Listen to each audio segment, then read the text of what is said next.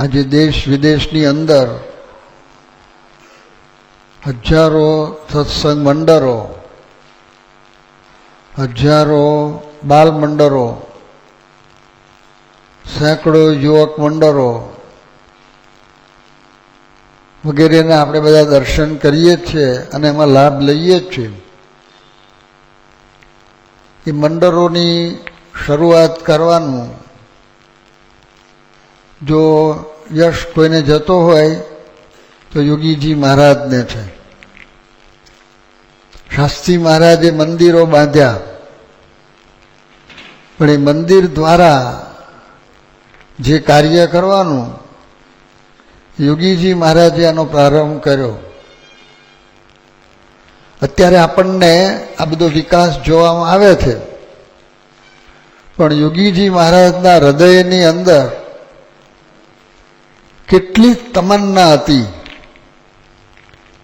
અને એના માટેનો કેટલો પુરુષાર્થ હતો. અહીંયા આગળ વ્યારાની અંદર મંદિર છે, તમે ઘણાએ દર્શન કર્યા હશે. એ મંદિર આજે આપણને દેખાય છે, મંડળ દેખાય છે. વ્યારાની આજુબાજુના ગામોમાં મંદિરો છે, મંડળો છે. એની શરૂઆત કેવી રીતે થયેલી? એક અમૃતલાલ વૈદ્ય હતા, એના દર્શન મેં કરેલા. એ અક્ષર પુરુષોત્તમની નિષ્ઠાવાળા શાસ્ત્રી મહારાજને ગુરુ તરીકે માનનારા એક ભક્ત હતા. યોગીજી મહારાજે એમને આદેશ આપ્યો કે તમે અઠવાડિક સભા શરૂ કરો. એક જ વ્યક્તિ વ્યારાની અંદર કંઈક આપણા કહી શકાય એવા કે એકાદ બે જણ જ હતા, બે ફેમિલી કદાચ. એમાં અમૃતલાલ તો એકલા જ હતા. પાછા એમના પત્ની ઘણું કંઈક ધામમાં ગયા હતા, એમના દીકરા હતા એ બીજે રહેતા હતા. અને અમૃતલાલ બહુ સામાન્ય માણસ, ઘરગથ્થુ વૈદ તરીકે કામ કરતા, ગરીબ હતા. અને સત્સંગની રીતે પણ બહુ આમ એકદમ ઉડા ઉતર્યા હોય એવું નહોતું. એને યોગીજી મહારાજે આદેશ આપ્યો કે તમે અઠવાડિક સભા શરૂ કરો. એમણે કહ્યું, સ્વામી, આ ગામની અંદર આંગળીને વેઢે ઘણા એટલા અમે 2-4 જણા છીએ કે બીજા કોઈને કંઈ બહુ રસ છે નહીં. હવે હું એકલો છું, પાછું હું સામાન્ય છું, એનું ઘર સામાન્ય. પાછું મને કંઈ બહુ આ સત્સંગની કંઈ બહુ આવી આવડત નથી. હું કંઈ સારું પ્રવચન કરી શકતો નથી, સારું ગાઈ શકતો નથી. નિષ્ઠા એની પાકી, અંદર એની નિષ્ઠા પાકી, એટલું કરું. યોગીજી મહારાજની કેવી શ્રદ્ધા! યોગીજી મહારાજે કહ્યું કે તમે સભા શરૂ કરો, તમારે એવું માનવું કે આ બધા પીઢિયા છે ને થાંભલા છે બધા, એ બધા સત્સંગી છે. આવી શ્રદ્ધાથી જોગી મહારાજે આ શરૂઆત કરાવેલી.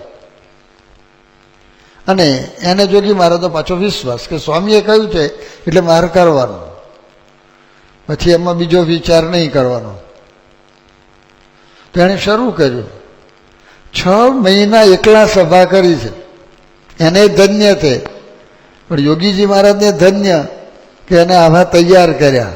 એક જણ આવો તૈયાર થાય, એક જ સભામાં શ્રદ્ધા તૂટી જાય કે એક સભા કેમ નહીં કરે, સભા કહેવાય. પણ જોગી મોટા પુરુષના વચનમાં બધું આવી જાય છે. એટલે ઠાકોરજી પધરાવે, ઘીનો દીવો કરે, અગરબત્તી કરે, ધૂન કરે, એકલા ધૂન બોલવાની, પ્રાર્થના બોલે, કીર્તન બોલે, પત્રિકા વાંચે, વતનામૃત વાંચે, થાર બોલે, પછી આરતી કરે, પ્રસાદ થોડો લઈ અને ત્યાં બેસે ઓટલા ઉપર. કોઈક છોકરા પસાર થાય ને સેજ પ્રસાદ આપે, અને સભા કહેવાય. આ દ્રશ્ય કોઈ જુએ, કોઈને એવું લાગે ખરું કે આમાંથી કંઈક વિકાસ થઈને મંદિર થશે, પણ આપણે જોઈએ છીએ અત્યારે. પ્રમુખ સ્વામી મહારાજની જન્મ જયંતિ વ્યારામાં ઉજવાયેલી, એક મોટું કાર્ય ત્યાં થયેલું. અત્યારે ત્યાં આગળ સારામાં સારું મંદિર છે, એ પણ તમારા મારા ઘણાએ દર્શન કર્યા હશે. વ્યારામાંથી 3 સાધુ થયા છે. અને વ્યારામાંથી સત્સંગ થયો તો આજુબાજુના ગામોમાં મારા ખ્યાલ મુજબ લગભગ આજે 5 ગામોમાં મંદિર છે, મંડળ નહીં મંદિર છે. અને બાજુ કપુરા ગામ છે, થોડેક જ દૂર. કપુરા ગામમાં મંદિર છે અને કપુરા ગામના 2 સાધુ થયા. એક ઉત્તમ પ્રકાશ સ્વામી અત્યારે સુરત બંદરના કોઠારી છે તે, એ આ કપુરાના છે.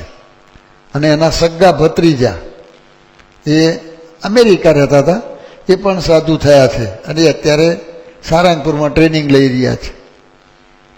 કહેવાની વાત શું છે કે યોગીજી મહારાજના વચનની અંદર આ બર હતું. અમેરિકા, આજે અમેરિકાની અંદર લગભગ 54 નાના મોટા મંદિરો છે. કદાચ થોડા એકાદ બે વધારે હશે, અમુક લેવાયા હશે પણ હું જાણતો ના હોઉં એવું હોય. લગભગ 42 સંતો આપણા રહે છે અમેરિકા અને કેનેડા ખાતે. એની શરૂઆત યોગીજી મહારાજનું વચન. ડૉક્ટર કેસી પટેલને યોગીજી મહારાજે કહેલું કે તમે સભા શરૂ કરજો. અને એમણે યોગીજી મહારાજના વચને 3 જણાએ સભા શરૂ કરી ન્યુયોર્કમાં. 3 જ જણા ડૉક્ટર કેસી પટેલના મકાનમાં બેઝમેન્ટમાં ભેગા થતા. અત્યારે જે આપણું મંદિર છે ન્યુયોર્કમાં એની પાછલી ગલીમાં જ એ ડૉક્ટર કેસી પટેલનું મકાન હતું, રોબિન્સન સ્ટ્રીટમાં. અને ત્યાંથી શરૂઆત કરેલી. આજે તમે જુઓ, આજે 54 મંદિરો થઈ ગયા, 2 શિખરબદ્ધ મંદિરો અને 2 હવે બાદ થોડા વખતમાં તૈયાર થશે. યોગીજી મહારાજનું વચન. પણ એમણે ખાલી વચન કહ્યું છે એવું નથી, એની પાછળ પુરુષાર્થ પણ કર્યો છે. જે સમયે જે જાતના સંજોગો હતા એ પ્રમાણે પુરુષાર્થ કર્યો છે. કાગળ લખે, આ ટેલિફોનની સગવડો નહોતી. શરૂઆતમાં જોગી મહારાજ દર અઠવાડિયે કાગળ લખતા, પોતે જાતે, આખો કાગળ જાતે લખે. ટૂંકમાં લખે કે સભા કરજો, બચનામ્રત, પોતાના હસ્તાક્ષરમાં એડ્રેસ કરવાનું, પોસ્ટકાર્ડ. પછી જરા આમ થોડા મંડળો વધ્યા એટલે બધા પ્રવૃત્તિ પછી વધારે હોય એટલે બધું લખી શકાય નહીં.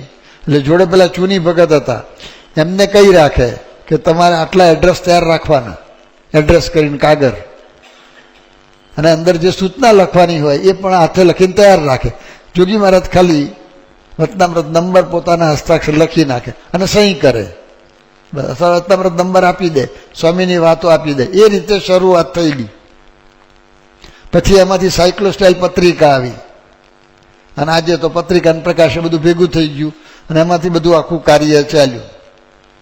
પણ શરૂઆત આપણને નાની દેખાય, પણ અંદર એમની જે તીવ્રતા હતી એની આ અસર થઈ. આજે ઇંગ્લેન્ડમાં આપણને આટલો વિકાસ દેખાય છે. ઇંગ્લેન્ડમાં 4-5 જણ ભેગા થતા ઓફિસની અંદર, મેઘાણી સાહેબની ઓફિસમાં, તો એમ ખુરશી નાખીને બેસે. એમાંથી શરૂ થયું. આજે ઇંગ્લેન્ડની અંદર પણ લગભગ 10 થી 11 મંદિરો થઈ ગયા. આજે આટલા બધા સંતો રહે છે. અને ઇંગ્લેન્ડમાંથી આખો બધો વિકાસ થયો તો આજે બેલ્જિયમમાં એન્ટવર્પમાં મંદિર થઈ ગયું, પોર્ટુગલની અંદર મંદિર થઈ ગયું, પેરિસમાં લગભગ થઈ ગયું છે પણ સરકારી પરમિશનની વાર છે. બધો નોર્વે, સ્વીડન, ઠેઠ રશિયા સુધી સંતો જીયા. ઇંગ્લેન્ડથી સંતો રશિયા પણ જીયા. ત્યાં આગળ આ બધું શરૂઆત થઈ. અને તે વખત યોગીજી મહારાજ આવું બોલતા પાછું કે આપણે જાપાન, જર્મની, રશિયા બધે સત્સંગ કરાવવો છે. એટલે પછી જોગી મહારાજ આવું બોલે ત્યારે અમે બધા સાથે ફરતા. તો પછી નવરા પડીએ એટલે જોગી મહારાજે આ વાત કરી ભાઈ, પછી અમે ગમત કરીએ કે રોહિશારામાં સત્સંગ થાય એટલે સમજવાનું કે રશિયામાં થઈ ગયો, બોટાદમાં થાય એટલે બેલ્જિયમમાં થઈ ગયો, જમરારામ થાય એટલે જર્મનીમાં થઈ ગયો. એમ અમે બોલતા કારણ તે વખત કશું રશિયા દેખાય નહીં અને કંઈ જર્મની દેખાય નહીં, કાંઈ દેખાય નહીં. પણ અત્યારે સાચું દેખાય છે. એટલે જોગી મહારાજ આમ ઘણી વાર બધું ગમત જેવું બોલતા એવું લાગતું હતું, પણ એમની જીવની અંદર આ દ્રઢતા હતી અને એવું જોઈ પણ શકતા હતા. પણ ખાલી દ્રઢતા હતી કે જોઈ શકતા હતા એ તો આપણે બોલીએ જ છે. એમણે જે પુરુષાર્થ કર્યો છે, આજે એક જણને કહેવાની આવી શ્રદ્ધા રહે ખરી? અમદાવાદની અંદર આજે આખું સંસ્થાનું હેડક્વાર્ટર છે. યોગીજી મહારાજે યુવક મંડળની સ્થાપના લગભગ 15 વખત ત્યાં કરીએ છે. યોગી મહારાજ અમદાવાદ જાય એટલે યુવક મંડળની સ્થાપના કરે, પછી કંઈક આગુ પાછું થાય એટલે કંઈક કોકને કંઈક બદલી થાય, અથવા તો કોકને કંઈક શ્રદ્ધા ખૂટી જાય એટલે બંધ થઈ જાય. પણ જોગી મહારાજ કોઈ દિવસ નિરાશ થયા નથી. ફરી જાય કે નવેસરથી, ફરી પાછું કંઈક તકલીફ થાય ને પાછું તૂટી જાય. 15 વખત ઓછામાં ઓછું મંડળ સ્થાપ્યું છે. બધા કાર્યકર્તા બદલાતા રહે, પેલો મારી શ્રદ્ધા નથી, મને ટાઈમ નથી, એ કંઈ વાંધો નહીં બીજો, પણ પાછો પુરુષાર્થ કર્યો છે અને પાછો એમ ચાલુ રાખ્યો એનો પુરુષાર્થ. તો આજે આ બધું આપણને આ કાર્ય થયેલું જોવાનું મળે છે. હવે એ ખાલી એક મંડળ સ્થાપ્યું, એક કાગળ લખ્યો એટલું નથી, એમણે પાછું બધાનું એવું ધ્યાન રાખ્યું છે. આ બધા યુવકો ફરતા હોય સાથે, તો પાછું ખાલી એક એમ કંઈ કોઈ એકદમ કંઈ એમ તૈયાર થઈ જતા નથી, પણ પાછા સાથે ફરતા હોય તો એને પછી વાતો મોડે કરાવવાની, પછી એના ગ્રુપ પાડી દે, પાછા એ ગ્રુપના જે કાર્યકર્તા નિમે એ પાછો એનો પાઠ લે, પછી એમાંથી કોકનો જોગીમાં પાછા રાત્રે પાછા પાઠ લે. એ રીતે પાછું ધ્યાન રાખતા. પાછું એકલું કંઈ કીર્તન ગાવાના છે એવું નથી, પાછું તપ કરાવતા. અને નિર્જરા સિવાય વાત નહીં, સીધી નીચેથી જ ઉઠાવવાનું. જે આવ્યો ને નાનો 5 વર્ષનો છોકરો આવે ને, લે ધંબો, ઉપવાસ કરજો, પણ નિર્જરા પાછો, બીજી મારી વાત નહીં. આ કોઠારી સ્વામી છે ને મુંબઈ વાળા, એ આમ સત્સંગમાં આવ્યા. આમ તો એમને સત્સંગ તો પહેલેથી જ હતો, પણ યોગીજી મહારાજના યોગમાં આવ્યા ને પહેલે જ દિવસ વિચરણમાં હતા ને કંઈક રામનવમી આવી, તો જોગી મહારાજ કે નિર્જરા. પણ નિર્જરા બીજી મારી વાત જ નહીં. હવે એમને ઉપવાસ કર્યો ને પછી બધા 12 વાગ્યા ને એટલે ઉપકા શરૂ થયા, ઉલટી જેવું. આમ ઉલટી નીકળે, થોડું પિત્ત નીકળે, બીજું કંઈ નીકળે નહીં. તમારા જે આ બધા હરિભક્તો સાથે હતા ને એ બધા પછી જોગી મહારાજને કહે, સ્વામી પણ આને ઉલટી થાય છે, કંઈક છૂટ આપો, પાણી પીવાની, કંઈક શરબત પીવાની. કે ના ના, એ તો ચાલ્યા કરે, કે કશું ના થાય. મારી વાત નહીં.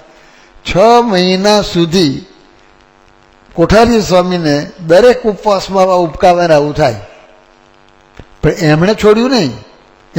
એમણે સ્વામી નથી કહ્યું કે સ્વામી આવું થાય છે. બીજા કોઈ કહે તો એ સ્વામી જોગી મહારાજ એનું માને નહીં. પાછું એટલો આગ્રહ રાખતા, પણ પાછું એટલો આગ્રહ રાખીને બેસી રહેતા નહોતા. ઉપવાસ કરાયો હોય તો પછી એ જાણે, તો પછી બીજે દિવસે સવાર લીંબુનું પાણી જાતે બનાવીને તૈયાર રાખે, 2 ભેગું, ગોલીટોન ટપલો. પાછું એક જ, આપણે ઘણી વાર એક જ દિશામાં જઈએ છીએ, બસ કે જોગી મહારાજે કહ્યું હતું કે સભા કરવાની, પણ પછી બીજું ધ્યાન રાખતા નથી. પણ જોગી મહારાજ પાછું બધું ધ્યાન રાખે. એ જુએ સાથે બધા યુવકો ફરે, આ બધા વહેલા સુવા ટેવાયેલા હોય, તો પછી સ્વામી થોડી કથા વાર્તા કરી પછી બધા યુવકોને કહે જાવ, આવું સુઈ જાઓ, પાછા સુવા મોકલે. પણ સુવા મોકલે એટલે શરૂઆતમાં તો પથારી તૈયાર રાખે, પોતે પથારીઓ પાથરેલી તૈયાર રાખે શરૂઆતમાં, પછી નહીં, પથારી તૈયાર રાખે. પાછું સવારે પછી વાતો કરવાની, એટલી બધી પ્રવૃત્તિની અંદર, તો પાછા ઉઠાડવા મોકલે, પાછું રોજ સવારે બેસાડવાના. એ રીતે પછી કથા વાર્તા કરી અને પાછું પાકું કરે. એટલે એનું ખાવાનું ધ્યાન રાખે, એનું સુવાનું ધ્યાન રાખે, ઉપવાસ કર્યો તો લીંબુનું પાણીનું ધ્યાન રાખે, પાછું એવું બાળકોનું ધ્યાન રાખે. એવું મોટા એક જ એવું નહીં. ગોંડલની અંદર યોગીજી મહારાજ બપોરની આમ કથા પછી બેઠા હતા, અને આપણે લંડનમાં તરુણ પટેલ છે, આપણે યોગી પ્રસાદ સ્વામી જે ગોંડલમાં દેરીની પૂજા કરે છે એના સગ્ગા ભાણા, એ નાના હતા આવડા. હવે એને ખબર કે યોગીજી મહારાજ બપોરે કથા કરે છે પછી પાન આપે છે, એ એણે એકવાર જોયેલું. એટલે એ પહોંચ્યો બપોરની કથા. એને કથામાં રસ નહોતો, પાનમાં રસ હતો. હવે એમાં જોગાનું જોગ એવું બન્યું કે પાન જેટલા બધા હતા ને બધા વેચાઈ ગયા, અને પેલો સહેજ મોડો પડ્યો અને જોગી મહારાજ પાસે આમ પહોંચ્યો. હું ત્યાં બેઠો હતો. પછી જોગી મહારાજે કે મને પાન આપો. આપણે શું કરીએ? જા પહેલાં તો છોકરાને ગણીએ જ નહીં, તેમ કે બાલ મંડળ ના સ્થાપાય એમ. પાછું હવે જોવાની વાત છે, મંડળ સ્થાપવું અને મંડળ ચલાવવું અને આ સત્સંગ વધારે એમને એમ નથી થતું. હવે બાળકોની આપણે ગણતરી ના હોય. જો આપણે વ્યવહારિક દ્રષ્ટિવાળા હોઈએ તો બાળકનો શું કરવાનો છે? શું રસોઈ આપવાનો છે? શું ધોતિયા ઉડાડવાનો છે? શું મંડળ ચલાવવાનો છે? આ બધા જાત જાતના વિચારો. એમની દ્રષ્ટિ એવી નહોતી. એ બાળકની અંદર પણ ભગવાન જોતા હતા, એમાં મહાનતા જોતા હતા કે અત્યારે એમ છે પણ એ આગળ વધવાના જ. આ એની દ્રષ્ટિ હતી. તો યોગીજી મહારાજે નાના પાડી એને કહ્યું બેસો હમણાં. અને નિર્ગુણ સ્વામી પૂજારી છે ને એમને બોલાયા. એમને કે અંદર જુઓ કોઠારમાં કંઈ એક્સ્ટ્રા પાન પડ્યું છે?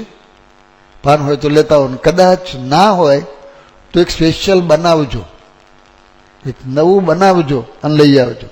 તે પાન નહોતું ત્યાં ગયા હતા, એ કંઈ પાન બધા ખલાસ થઈ ગયા હતા, તો એ બનાવીને લઈ આવ્યા. એ તરુણ હજુ યાદ કરે છે. નાનો હતો, કદાચ એ કોઈક વાર કથામાં બેઠો હશે, એને પૂછો કથામાં શું કહ્યું હતું કે એ ખબર નથી, બીજું બધું ભૂલી ગયો હશે. કદાચ કોઈક મંદિરમાં ગયો છે ને લાડવા જમ્યો હશે, કદાચ દૂધપાક જમ્યો હશે, પણ એ એને યાદ નહીં હોય, પણ આ પાન યાદ છે. યોગીજી મહારાજે એનામાં અંગત રસ લઈ અને આ કાર્ય કર્યું છે. એવું નાના હોય, મોટા હોય, ગરીબ હોય, તવંગર હોય, ભણેલા હોય, અભણ હોય, બધાને આવી રીતે કર્યું છે. અમસ્તુ મંડળ નથી થયું. હું શરૂઆતના વર્ષોમાં સત્સંગમાં આવ્યો તો ત્યાં ગોંડલ ગયો હતો, અને શરદ પૂર્ણિમાની આગલા દિવસની વાત છે. એમાં ગુલઝાલા નંદ આવવાના હતા, અને બધું એ જ્યારે મોટા માણસ એટલે આમ બધું ધમાધમ વધારે ચાલતી હોય. હવે એમાં સવારે સભા થાય, રાત્રે સભા થાય અને સવારે સભા થાય શરદ પૂર્ણિમાના દિવસે. તો સવારે સભા થઈ પછી વારાફરતી બધા હરિભક્તો દર્શને આવતા હતા.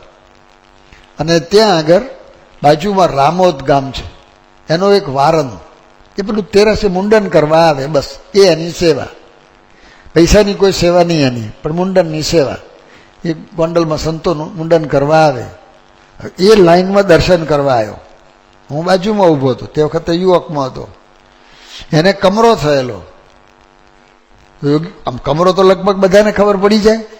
એને જોયો ને તરત યોગીજી મહારાજને ખ્યાલ આવી ગયો કે એને કમરો થયો છે.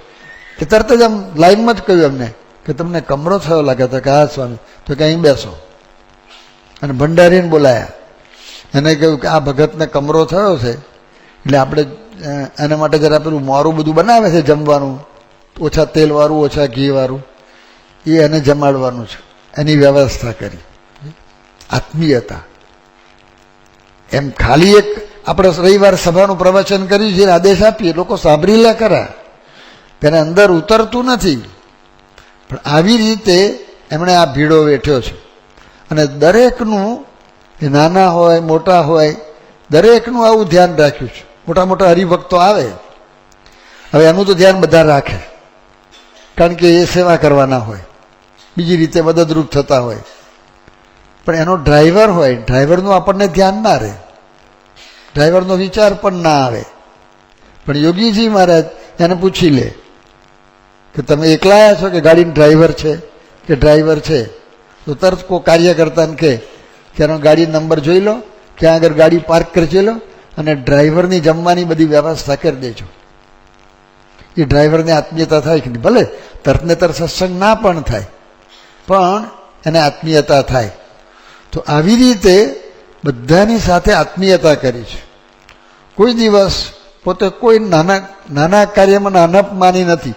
એક ચંદુવી વિદ્યાધિકારી હતા ગોંડલની અંદર, એના દર્શન મેં કરેલા. અને આમ બહુ મોટા માણસ હતા. ગોંડલ સ્ટેટની અંદર વિદ્યાધિકારી, અત્યારે એજ્યુકેશન મિનિસ્ટર કેવું કહે તો ગોંડલ સ્ટેટના એજ્યુકેશન મિનિસ્ટર જેવા હતા. પણ એને શાસ્ત્રી મહારાજ માટે, યોગીજી મહારાજ માટે, નિર્ગુણ સ્વામી માટે ખૂબ ભાવ હતો કે અવારનવાર આવતા. એક વખતે કંઈક બોચાસણ સમયમાં આવેલા અને એને સંડાસ જવાનું થયું, હવે નવા નવા આવેલા કે સંડાસ ક્યાં છે એ ખબર નહીં, અને એ યોગીજી મહારાજને ઓળખે નહીં. એને ખબર નહીં કે આ યોગીજી મહારાજ છે અને મોટા સંત છે. એ સાધુ શાસ્ત્રી મહારાજને એક ઓળખે. પછી યોગીજી મહારાજ ભેગા થઈ ગયા એટલે એમણે યોગીજી મહારાજને કહે કે મારે સંડાસ જવું છે. યોગીજી મહારાજ એમને ઓળખે કે આ ચંદુભાઈ વિદ્યાધિકારી છે, પણ એ ના ઓળખે. તો યોગીજી મહારાજ તરત જ ત્યાં ભંડારમાં ત્યાં ગયા, લોટો લઈ આવ્યા, લોટામાં પાણી લઈ આવ્યા, અને ચંદુભાઈ વિદ્યાધિકારી પાછળ અને યોગીજી મહારાજ આગળ, અને ઠેઠ સંડાસ સુધી ગયા, અને ત્યાં લોટો મૂકીને પછી યોગી મહારાજ પાછા આવ્યા. એ ચંદુભાઈ વિદ્યાધિકારી આ પ્રસંગ કહેતા કે મને ખબર નહીં કે જોગી મહારાજ આવા મોટા સંત છે. મારો સંડાસનો લોટો લઈ અને જોગી મહારાજ ત્યાં ગયેલા. તો આવું ધ્યાન રાખ્યું છે. હવે એ જ્યારે જ્યારે ચંદુભાઈ વિદ્યાધિકારી આવે ને ત્યારે આ પ્રસંગ કે એમને મોઢે મેં આ પ્રસંગ જાહેર સભામાં સાંભળેલો. એટલે આટલી બધી પાછી ભાવનાવાળી સેવા. એક વખત યોગીજી મહારાજ ગોંડલમાં હતા અને રાતના 10:30-11 વાગ્યા બધું પૂરું થઈ ગયું, સભા બધી વેરે થઈ ગઈ, બધું થઈ ગયું. એમાં એક દરબારનો છોકરો એ ત્યાં આંટા મારે. તો જોગી મહારાજે એને જોયો તો કે કેમ, શું કે એકલો ફરજ? તો કે મારે સંડાસ જવું છે. હવે નાના છોકરાને સંડાસ જવાનું, હવે રાત્રે ક્યાં લઈ જાઓ? જોગી મહારાજ કે ઊભો રહે. એટલે જોગી મહારાજ એક તગારું લઈ આવ્યા, તગારામાં ધૂળ ભરી, પછી 2 ઈંટો મૂકી, પછી એને તગારામાં બેસાડ્યો સંડાસ. પછી એ સંડાસ બધું ધૂળ પછી ત્યાં નાખ્યા બહાર. પછી હાથ ધોઈ પછી નયા જોગી મહારાજ, અને પેલાની બધી વ્યવસ્થા કરી. આ તો એક્સ્ટ્રીમ કહેવાય ને. જેમ સ્વામિનારાયણ ભગવાને સેવકરામની સેવા કરી એ એક્સ્ટ્રીમ છે, પણ આવી સેવા પણ કરી છે. એટલે નાનામાં નાની વ્યક્તિનું કઠણ સંજોગોમાં પણ એમણે ધ્યાન રાખ્યું છે. એમને આજે આપણે એમ કહીએ કે ભાઈ ડૉક્ટર સુબ્રમણ્યમે પ્રમુખ સ્વામી મહારાજની હાર્ટ સર્જરી કરી. એકચ્યુઅલી તમે હાર્ટ સર્જરી કરી એમાં શું કર્યું એ તમને ખબર છે? ઘણાને ખબર નહીં હોય. અહીંથી આર્ટરી કાઢી અને અંદર આર્ટરી ચોંટાડવાની અહીંયા આગળ. ડૉક્ટર સુબ્રમણ્યમ એટલું જ કામ કરે, દર્દીને બીજો બધો તપાસવાનો, એની છાતી ચીરવાની, આ બધું કાઢવાનું, બીજું બધું તૈયાર કરે એ બીજા ડૉક્ટરો કરે, અને એને આટલું જ કામ કરવાનું, બીજું નહીં કરવાનું. પણ એટલું કામ કરવા માટે એને કેટલું તૈયાર રહેવું પડે. પહેલું તો એની જે ટીમ હોય ને એ બધાને તૈયાર કરવી પડે. એ બધું કરવા નથી જતા, મુખ્ય જ ભાગ કરે. પણ એટલું કરવા માટે એને કેટલી તૈયારી, પોતાને કેટલું જ્ઞાન હોવું જોઈએ. પણ પોતાનું એટલું જ્ઞાન ના ચાલે, આખી ટીમ તૈયાર કરવી પડે ને. પછી ઓપરેશન થઈ ગયું પછી દર્દીને પાછો સાચવવાનો છે, એમાં પાછી એની ટીમ તૈયાર હોય ત્યારે એક ઓપરેશન સક્સેસફુલ જાય. એમ અત્યારે આપણે આ સત્સંગ જોઈએ જ છે, આટલા મંડળો જોઈએ છે, અમે બધા સાધુ થયા. તો એની પાછળ યોગીજી મહારાજે આવો પુરુષાર્થ કર્યો છે. અને જે પુરુષાર્થ કર્યો છે એમાં ખાલી એક શરીરથી શ્રમ કર્યો છે એટલું નથી. એની પાછળ તમે જુઓ તો એની ભાવના, એની પાછળ એમણે જે ભોગ આપ્યો છે એ બધી અંદરની વસ્તુ છે. એ ઘણીવાર દેખાતી નથી. એ ઘણીવાર આપણે આમ પુસ્તકમાં ઉપરથી વાંચીએ છીએ તો પણ ખ્યાલ આવતો નથી. પણ થોડાક ઊંડા ઉતરે ત્યારે આપણને ખબર પડે છે કે કઈ રીતે, કયા સંજોગોમાં આ બધા કાર્યો કર્યા છે. આ તો વાત બરાબર છે, ચલો આ રીતે. પણ યોગીજી મહારાજ આજે ભેગા રહેવાનું થાય તો જેટલું વધારે ભેગા રહેવાનું થાય ને એટલે પછી એમાં અવગુણ આવે. પણ યોગીજી મહારાજ એક વાત બોલ્યા છે કે મને આ સત્સંગની અંદર 50 વર્ષ થયા. એટલે આ દીક્ષા લીધા પછીની વાત છે.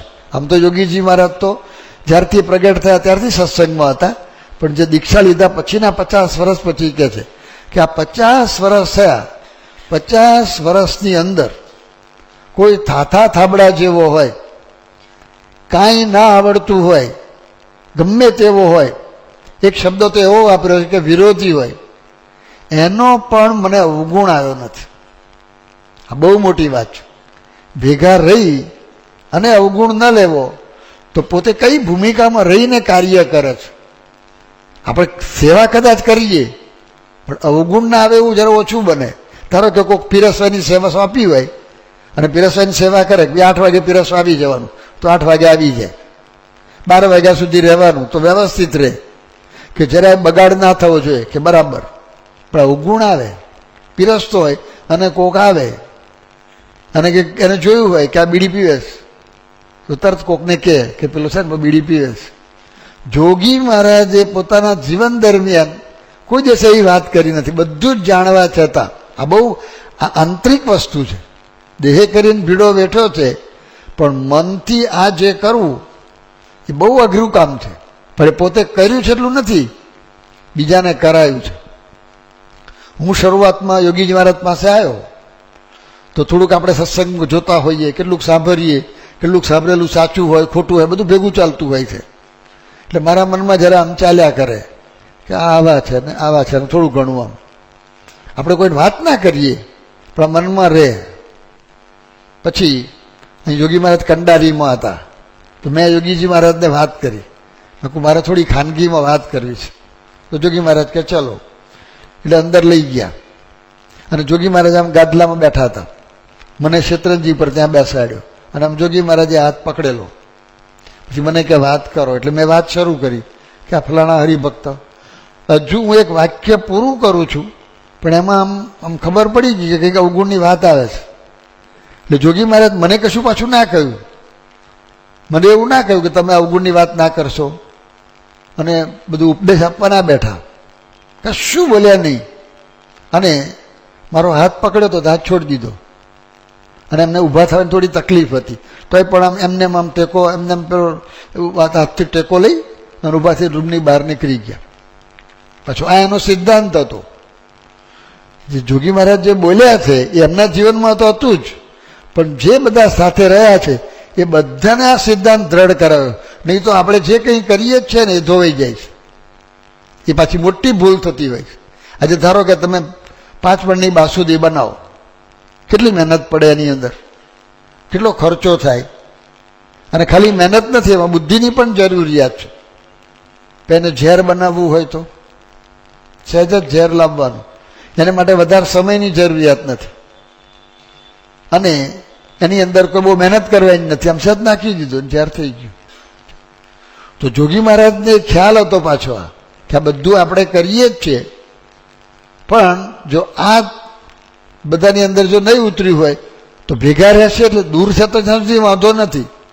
અત્યારે તમે બધા શિબિરમાં આવ્યા છો થોડા દિવસ માટે, 2 દિવસ માટે, પછી બધા છૂટા પડી જવાના. ફરી પાછા કોઈક વાર તમારા સેન્ટરમાં આવીએ ત્યારે કંઈ ભેગા થાય, એમાં તમને અમને તમારો અવગુણ ના આવે ને તમારે અમારો ના આવે, પણ ભેગા રહેવાનું થાય કે ત્યાં આગળ પ્રશ્ન આવે. તો એ પાછું શીખવાડ્યું છે, નહીં તો સત્સંગ વધે નહીં. એમને એમ કોઈક વાર ભેગા થાય પણ પછી જ્યારે ભેગા રહેવાનું થાય તો તરત જ પાછું બધું છૂટું પડી જાય. પણ એ ટ્રેનિંગ પહેલેથી જ આપેલી જોગી મહારાજ, અને ટ્રેનિંગ આપી એટલે ઉપદેશમાં કહે એટલું નહીં, પ્રેક્ટિકલ કરાવતા જ જાય. જ્યારે પ્રસંગ મળે ને તરત જ કરાવે. તો મને જોગી મહારાજની સાથે ફરતો તો સવારે બધા યુવકો ઉઠાડીને તૈયાર કરવાના, એટલે સ્વામીની કથામાં લાવવાના, એ કામ મને સોંપેલું. એટલે અહીં બોરસદ પાસે વાસણા ગામ છે, ત્યાં અમે હતા. હવે હું બધાને ઉઠાડી લાવ્યો, પછી અમુક જણા પાછા ઉઠે બધા સૂઈ જતા હોય, ના આવ્યા હોય એવું પણ બને પાછું. એટલે મને જોગી મહારાજ કહે કે બધા ઉઠાડી આવ્યા? મેં કહું હા. મેં કહું આ બધા પણ આવ્યા નથી, એમ જરા સહેજ હું જરા કટાક્ષમાં બોલ્યો. કટાક્ષમાં પૂછ્યું એટલે બોલ્યા, નહીં તો માથે બોલતા નહોતા આપણે, પણ બોલ્યા પણ એમાં કટાક્ષ હતો. તો જોગી મહારાજ કે આપણે એવો વિચાર ના કરવો, આપણે એવો વિચાર કરો કે કરીને આવ્યા છે. તરત જ પાછું વાલી લીધું. એમ ના કહ્યું કે બધા એવા જ છે, ફરી ઉઠાડવા જાઓ, ના ખેંચીને લઈ આવજો કે કંઈ વાંધો નહીં. એવો પાછો આગ્રહ, હઠાગ્રહ નહીં. અને પછી આપણને સમજણ આપી દીધી કે ના ઉઠ્યા હોય તો આપણે આપણી સેવા બજાવવાની, પ્રેમથી ઉઠાડવાના. પણ પાછું ના ઉઠે તો વિચાર એવો કરવાનો કે કંઈ કરીને આવ્યા છે. બધું બેલેન્સ કરે, રાખે પણ ખરા, ઉપવાસ પણ કરાવે, તો પાછું પારણાનું પણ ધ્યાન રાખે, બધી રીતનું પાછું પોતે કરતા. પોતે જોગી મહારાજના પ્રસંગો આપણે સાંભળ્યા છે કેટલાક, કે જોગી મહારાજ પોતે મહિનાના 8 નિર્જરા ઉપવાસ કરતા, પણ કેટલાક નવા હરિભક્તો હોય અને મંદિરમાં આવ્યા હોય અને એને આ એકાદશીનું ફરાળ ન ફાવતું હોય તો યોગીજી મહારાજે એકાદશીને દિવસે એને દાળ ભાત શાક કરીને જમાડ્યા છે. આ તો એક્સ્ટ્રીમ કહેવાય. એક બાજુ જોગી મહારાજ આવા ઉપવાસના આગ્રહી પોતે કરે અને બીજાને કરાવે એવા આગ્રહી, પણ પાછા સામે પેલી વ્યક્તિ હોય એવી હોય તો એને પાછું જમાડે. ઘણી વાર આપણને સમજણ ના પડે. એક યુવક હતા અને આમ યોગી મહારાજના સમાગમ માટે આવ્યા અને એને આગલે દિવસ કંઈ એકાદશીનો નિર્જરા ઉપવાસ હતો. હવે એમાં કંઈ ડાંગરા ત્યાંથી પેલું હળમતિયા સ્ટેશનથી ડાંગરા જવાનું, તો રાત્રે તો કંઈ જવાનું થાય સ્ટેશન ઉપર સૂઈ રહેલા. હવે પેલો આખો દિવસનો ગરમીનો ઉપવાસ, તો સવારે ઉઠ્યા ને તે વખતે ચા પીતા હતા. પણ હોટલની ચા તો ના જ પીવે, પણ પછી સવારે પેલા પારણા કરવા બીજી કંઈ સગવડ નહોતી તો હોટલમાંથી દૂધ લીધું, પછી તપેલી લીધી, પછી નરથી નર ઉટકી અને પાણી ગાળીને પોતે ચા મૂકીને ચા પીધી. પછી પારણા કરીને જોગી મહારાજ પાસે આવ્યા અને વાતમાં જોગી મહારાજે પૂછ્યું કે શું કર્યું, કેમ ના આવ્યા, શું થયું? તો પછી એમાં આ વાત નીકળી કે હોટલમાંથી પેલું દૂધ લીધું, પાછું ત્યાં ચા બનાવી. તો ચાનો તો વાંધો નહોતો, પણ જોગી મહારાજ હોટલ શબ્દ આવ્યો ને, હોટલમાંથી જ લીધું તો એક ઉપવાસ કરજો બીજો. આટલા જોગી મહારાજ કડક હતા અને પાછા આટલા લિનિયન્ટ હતા કે એકાદશી દિવસે એમણે પાછું જમાડ્યા છે. પણ એક પ્રસંગ તો તમે કદાચ સાંભળ્યો હશે કે એક જણને અફીણ ખવડાવ્યું હતું. કોઈને પ્રસંગ ખબર છે? ખબર હોય તો હાથ ઊંચો કરો. આ જીવન ચરિત્ર વાંચો તો ખબર પડે થોડું થોડું. એમાં છે આ પ્રસંગ. એક હરિભક્ત હતા, હવે એને અફીણ ખાવાની ટેવ. હવે પેલા જોગી મહારાજના ગુરુ હતા ને વિજ્ઞાનદાસ, એને અફીણ નહીં ખાવાનું. એટલે પછી સમાગમમાં હતા એટલે પછી એને અફીણ બંધ કરાવ્યું, સાથે ફરે. અને પછી પેલા અફીણવાળાને તો બહુ તકલીફ પડે. જે તમે કોઈક વાર સાંભળ્યું હોય ને વાંચ્યું હોય ને તો ખ્યાલ આવે, સખત તકલીફ પડે. આમ એને તમે મારી નાખો તો સારું લાગે, પણ અફીણ ના મળે જ ના ચાલે. એને પગ ખેંચાય ને બધું થાય. અને ગુરુ કંઈક ઉપર નીચે કંઈક ફરતા હતા અને પેલાના પગને બધું ખેંચાવા લાગ્યું. એટલે જોગી મહારાજ કે શું થયું છે? કે એને અફીણ મળ્યું નથી. બીજા હરિભક્તોને ખબર હતી અને કહે છે અફીણ ખાવાની ટેવ છે, અને કહે છે કે ગુરુએ ના પાડી છે. જોગી મહારાજ પછી પેલા હરિભક્તને કે બીજા બે એને કે તું બજારમાંથી અફીણ લઈ આય. તે પેલાને મોકલ્યો અને એ અફીણ લઈ આવ્યો અને જોગી મહારાજ કે ખાઈ લો. આ વિચિત્ર લાગે એવું છે ને, પણ આ જીવન ચરિત્ર પ્રસંગ છે. અને પેલા અફીણ ખાધું અને એને શાંતિ થઈ ગઈ ટેમ્પરરી. પણ પછી ગુરુ આવ્યા અને ગુરુને ખબર પડી કે જોગી મહારાજે અને અફીણ ખવડાવ્યું છે. એટલે કે મેં ના પાડી છે, અફીણ ખાવાતું છે, સ્વામિનારાયણનો સત્સંગ. અને જોગી મહારાજને ઝાપોટ્યા બરાબર. પેલો જુએ એટલે એને એમ થયું કે મારા અફીણને લીધે જોગી મહારાજને માર ખાવો પડ્યો. એટલે એણે અફીણ બંધ કરી દીધું.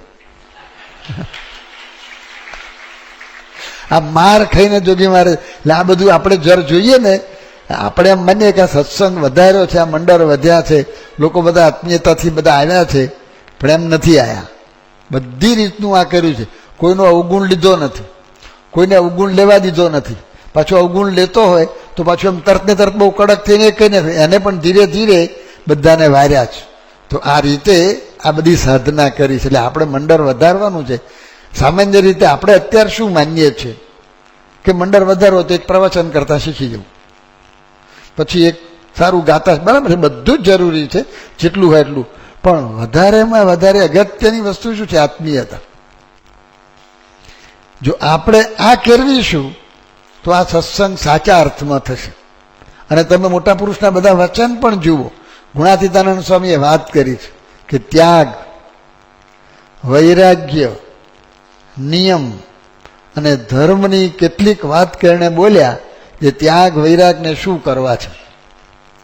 હવે આ ગમે તે વ્યક્તિ નથી બોલતી, ખાલી એક કોકે લખ્યું છે બોલી જાય છે એવું નથી. જેના જીવનમાં ત્યાગ છે, જેના જીવનમાં વૈરાગ્ય છે, જેના જીવનમાં નિયમ છે, વ્યવસ્થિત છે, એ આવી વાત કરે છે. તો એ સમજાવે છે કે આ બધામાં વધારે મહત્વનું આ છે, આત્મીયતા. એટલે જોગી મહારાજે જે કંઈ કર્યું છે એ આત્મીયતાથી કર્યું છે. જે ભીડો બેઠો છે એ સહજ રીતે, એને ભીડો લાગ્યો નથી. એને આપણને ભીડો લાગે છે, પણ જોગી મહારાજને ભીડો લાગ્યો નથી. પાછો ખૂબીની વાત એ છે. નહીં તો આપણે કરીએ ઘણી વખત, પણ કંટારા સાથે કરીએ એટલે એની મજા મારી ગઈ. પણ જોગી મહારાજે હેતથી આ બધું કર્યું છે, તો એને લીધે આ બધાની અંદર આવી આત્મીયતા આ બધી ઊભી થઈ છે. આજે હમણાં વાત કરી એવી વાત ગુણાયતાન સ્વામી એક વાત કરી છે કે નિત્ય લાખ રૂપિયા લાવતો હોય પણ સત્સંગનું ઘસાતું બોલે એ મને ના ગમે. પણ ઘસાતું બોલાય છે ક્યારે? ઘસાતું સાંભળીએ છે ત્યારે. કેટલુંક જોવામાં આવે છે, પણ ઘણી વાર સાંભળી છે ને બોલાય. તો જોગી મહારાજ ત્યાંથી જ મૂર કાપતા. પરમ પૂજ્ય મહંત સ્વામી યોગીજી મહારાજની સાથે વિચરણમાં હતા અને યોગીજી મહારાજ ફર્સ્ટ ક્લાસના ડબ્બામાં હતા અને મહંત સ્વામી થર્ડ ક્લાસમાં હતા અને સખત ગીર્દી. તે વખતે કંઈક પાર્ષદમાં હતા અથવા કદાચ યુવકમાં છે અને જોડે એક હરિભક્ત હતા.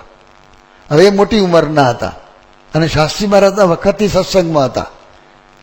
હવે એ જોડે હતા અને પછી ટ્રેન ચાલી અને પેલા હરિભક્તે બધી અવગુણની વાત શરૂ કરી. હવે મહંત સ્વામી તરત ખ્યાલ આવી ગયો જોગી મહારાજના સિદ્ધાંત પ્રમાણે કે આ ખોટું થાય, આ ગાડી જરા કંઈક પાટો બદલાયો છે, પણ હવે મોટા કહેવું કેવી રીતે? એને કંઈ બોલાય નહીં અને ખસાય એવું હતું નહીં. બહાર નીકળ્યા એવું હોય તો નીકળીને સંડાસમાં જતા રહે અને 10 મિનિટ કાઢી નાખે, ત્યાં સ્ટેશન આવી જાય. પણ એવું સંજોગો નહોતા એટલે પરાણે સાંભળવું પડ્યું આમ કમ મને. અને પછી સ્ટેશન આવ્યું એટલે ઉતરીને ઉતારે ગયા. તો જોગી મહારાજે પહેલો જ પ્રશ્ન મહંત સ્વામીને પૂછ્યો કે ટ્રેનમાં શું કથા વાર્તા થઈ? આ કથા વાર્તા. પછી અંતર્યામી પણ કેટલીક આવી વાતો કરી દેતા. તો સાચું જ કહેવું પડે ને કે આવું થયું. એટલે યોગીજી મહારાજે મહંત સ્વામીને 2 નિર્જરા ઉપવાસ આપ્યા અને 2 સાથે કરવાના. આજે એક નિર્જરા આપ્યો અને પછી 2 દિવસ પછી ફરી કરજો એવું નહીં. 2 સાથે નિર્જરા અને પાછા ઉનાળાના દિવસો. ભૂલ કેટલી? સાંભળ્યું એટલી. સાંભળ્યું પાછું ઈચ્છાથી સાંભળ્યું નથી, પરાણે સાંભળવું પડ્યું. એટલે આટલો બધો આગ્રહ પોતે રાખતા. એટલે આપણે જે સેવા કરીએ છીએ, આપણે સત્સંગ વધારવાનો છે અને જે છે એને ટકાવવાનો છે, એમાં અહીં આગળ ભૂલ થતી હોય છે. આ ભૂલ થતી હોય છે આપણી.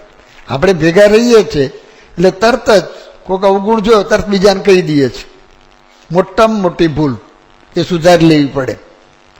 પછી અમુક ભૂલો તો વિચારવાની જ ના હોય, એ આપણો સબ્જેક્ટ જ નહીં. પણ કદાચ કહેવાનું હોય તો પણ એનું અપમાન ન થાય, કટાક્ષ ન થાય એ રીતે કહેવું પડે. પાછું એ શીખવતા. મુંબઈની અંદર યોગીજી મહારાજ મુંબઈથી આમ ગુજરાત તરફ આવતા હતા અને ત્યાં બધા વિદાય આપવા હરિભક્તો આવેલા. એટલે સ્ટેશન ઉપર ઉભેલા ત્યાં આગળ વારાફરતી બધા હરિભક્તો આવતા જાય. એમાં એક હરિભક્ત આવ્યા, દર્શન કરીને બાજુ ઊભા હતા અને બીજા હરિભક્ત આવ્યા. બીજા હરિભક્તને દર્શન કરીને આવ્યા તો બાજુમાં પેલા ઊભા હતા ને એમણે સ્વામી યોગીજી મહારાજને કહ્યું કે સ્વામી આ છે ને હોટલની ચા પીવે છે. હવે જોગી મહારાજને હોટલની ચા કોઈ પીવે ને ફાવે જ નહીં, પણ છતાં કોઈનો તિરસ્કાર ના કરે. હવે પેલા બોલ્યા. હવે 4-5 હરિભક્તો બીજા ઊભા હતા અને સાંભળતા બોલ્યા અને પાછું જરા થોડો કટાક્ષ જેવું હતું. કહ્યું હતું યોગીજી મહારાજને, એટલે વ્યક્તિ પ્રોપર હતી યોગીજી મહારાજ, એમાં ખોટ નથી. પણ 4-5 હરિભક્તોની વચ્ચે કહ્યું એ ખોટું થયું. અને પછી કટાક્ષમાં કહ્યું, જરા સહેજામ બોલવામાં સહેજામ જરા કંટાળો અને કટાક્ષ જેવું હતું. તો જોગી મહારાજે પેલાનો પક્ષ રાખ્યો. જોગી મહારાજ કે આખી ઇન્ડિયા પીવે છે. હવે ચાનો આખી હોટલને જ આ પીવાનો જોગી મહારાજનો સિદ્ધાંત ન હોય. કોક પાછો સિદ્ધાંતમાંથી કાઢે. જોગી મહારાજે કહ્યું તો આખી ઇન્ડિયા પીવે છે એટલે આપણે હોટલને પીવો વાંધો નહીં, એવો સિદ્ધાંત લેવાનો નથી. પણ તે વખતે આવા સંજોગો હતા તો જોગી મહારાજે એનો આ પક્ષ રાખ્યો. એટલે કહેવાની વાત શું હતી કે બધું બેલેન્સ કરતા, ભૂલ ચલાવવા જ નહીં, છતાં ભૂલ કહેવાની, પણ કહેવાની રીત એ આત્મીયતા. એટલે આ બધી વાતો આવે છે ક્યાંથી? પણ આ સહજ છે. એક વખત યોગીજી મહારાજ મુંબઈમાં, ત્યાં મુંબઈમાં યોગી મહારાજનો નિયમ શું હતો કે સવારે મહાપૂજા થાય. મહાપૂજાનો અમુક ભાગ પતી જાય ને આરતી બાકી રહે ત્યારે યોગીજી મહારાજ આવે, આરતી કરે. આરતી કર્યા પછી 11 પ્રદક્ષિણા કરે મહાપૂજાની. પછી બાજુમાં એમની પૂજા ચાલુ રહે અને બીજી મહાપૂજા ચાલુ રહે. હવે રજાનો દિવસ હતો તો બધા હરિભક્તોની સંખ્યા વધારે હતી અને યોગીજી મહારાજને આરતી કરીને પ્રદક્ષિણા કરવા લાગ્યા એટલે બધાને ભાવ થયો. એટલે બધા 50-100 જણા પ્રદક્ષિણામાં જોડાયા. નાનો હોલ, હવે નાના હોલની અંદર 50 જણા પ્રદક્ષિણા ફરે તો 11 પ્રદક્ષિણા ફરવામાં તો 15 મિનિટ થાય. આમ અડીને જ ચાલવું પડે, આમ કીડી વેગે ના ચલાય. એટલે કેટલાક જે બેઠા હતા સંતો હરિભક્તો એમના મનમાં થયું કે આ જરા ખોટું થાય છે અને આ કંઈક બેસાડી દેવા જોઈએ. પણ કોણ કોને બેસાડે? બધા મોટા હરિભક્તો હતા, બધા જ સેવાભાવી હતા, બધાનો ભીડો ઘણો બેઠેલો હતો. હવે કહેવું કેવી રીતે? પણ જોગી મહારાજે કહ્યું. તો જોગી મહારાજ બોલ્યા કે હું બધા વતી પ્રદક્ષિણા ફરી લઈશ. આવું પાછું આમ પોએટિક લેંગ્વેજમાં બોલ્યા. એટલે એનો અર્થ શું કે તમે બધા બેસી જાઓ. તો બેસી જાઓ એવું કહ્યું નહીં. જો આ વાણીની અંદર જે નમ્રતા આવી, જે વિનય આવ્યો, એ ક્યાંથી આવ્યો? એ કોણે શીખવાડ્યો? પણ એ આત્મીયતાથી આવ્યો. એટલે મૂળ આ બધું જ જોગી મહારાજે જે ભીડો બેઠ્યો છે, જે નમ્રતા રાખી છે, એ બધાની પાછળ એમની આત્મીયતા હતી. તો આપણે આ સત્સંગ વધારવાનો છે. આખી સંસ્થા જે આ જે વિકાસ થયેલો છે એ સ્વામિનારાયણ ભગવાનથી માંડીને લઈએ, શાસ્ત્રી મહારાજનું લઈએ, યોગીજી મહારાજનું લઈએ, પ્રમુખ સ્વામી મહારાજનું લઈએ અને તે સમયના બીજા સંતો, તો બધા જે છે ને આ રીતે વર્ત્યા છે. તો આ દિશામાં વિચારવાનું છે. બીજું નથી કરવાનું એવું નથી. જેને ગાતા આવડતું એને ગાતા શીખવાનું છે, વગાડતા આવતા એને વગાડતા શીખવાનું છે. પણ આ જે આત્મીયતા છે ને એ જેટલી આવશે તો એટલું આ કાર્ય વધારે સારું થશે. એનાથી જ સત્સંગ ખરેખરો વધે છે. અને બધા મોટા પુરુષના જે વચનો છે એ બધામાં એ જ વાત આવે છે. જો કબીરજી એક વાત લખી છે. શું લખ્યું એમણે? કે પોથી પડ કર હુવા ન પંડિત કોઈ, 2.5 અક્ષર પ્રેમ કા પડે સો પંડિત હોય. જો ગમે તેટલા પોથા પડે એટલાથી કામ થતું નથી. હમણાં થોડા વર્ષો પહેલાં હું અમેરિકા હતો તો મને એક ભાઈ એક પુસ્તક આપી ગયા. એ પુસ્તકનું નામ હતું the greatest salesman of the world. 200 પાનનું પુસ્તક હશે લગભગ. મને કંઈ વાંચવાનો સમય હતો નહીં એટલે મેં પેલા હરિદર્શન સ્વામીને કહ્યું, મેં કહું આ પુસ્તક વાંચી અને તમે એનો થોડોક સાર કાઢી અને મને લખીને આપો. એટલે એમણે વાંચ્યું અને પછી એનો સાર કાઢી ટાઈપ કરાવી અને 4 ફૂલસ્કેપ પાના મને લખીને આપ્યા. એટલે હું વાંચી ગયો. એ 4 પાના જે એમણે આપ્યા એનો સાર મેં કાઢ્યો. એનો સાર આ જ હતો. એ જોગી મહારાજના જીવનમાં હતો. એમને કંઈ વેપાર નહોતો કરવાનો, પણ એ વેપાર તો કરે જ છે આ સત્સંગ પ્રચારનો. એમાં લખેલું હતું, with all facilities and with all knowledge, without love you will fail. Without any facility and without any knowledge, but with love you will succeed. આ મૂળ છે અંદરથી. જો અંદરથી હશે તો આ બધું કાર્ય થશે, બહારથી નથી થતું. એટલે બીજું આપણે જે કરીએ જ છીએ ખોટું નથી કરતા. સમય પ્રમાણે આપણે બધી જ વ્યવસ્થા કરવી પડે. અમે જોગીમાર સાથે ફરતા શરૂઆતમાં તો અનકોટનો પ્રસાદ વેચવા જતા. એટલું રફ લાગે ને અત્યારનું વિચારીએ તો. ટોપલીમાં પ્રસાદ હોય, પછી ઉપર પેલા છાપાના કાગળિયા હોય અને સભા ભરે, થોડી કથા વાર્તા કરે, પછી એમ યુવકો બેસી જાય અને એક જણ પેલું છાપાનું કાગળિયું લે, એમાં પેલો એક જણ પ્રસાદ મૂકે, બીજો આમ પડીકું વારે. આમ જ આમ લોચો જ વારવાનો, દોરો બોરો વીંટવાનો નહીં. અને આમ જોગી મહારાજ આપે, જોગી મહારાજ આપે. હવે અત્યારે જુઓ પ્લાસ્ટિકના પ્રસાદના બોક્સ.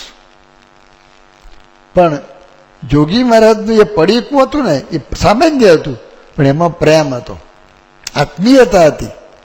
એટલે આ સમજવાની જરૂર. આપણો આખો સત્સંગ જે છે અને કોઈ પણ જે વિકાસ બધો થયેલો છે એ બધાની અંદર આ વસ્તુ છે. એમણે જે ભીડો વેઠ્યો છે એ ખાલી શરીરનો ભીડો નથી, આ મનનો પણ ભીડો છે કે બીજાની ભૂલ સહન કરી છે, બીજાની ભૂલની ક્ષમા કરી છે, બીજાની ભૂલ હોવા છતાંય એને મદદ કરી છે. કોઈ દિવસ એના અવગુણની વાત કરી નથી.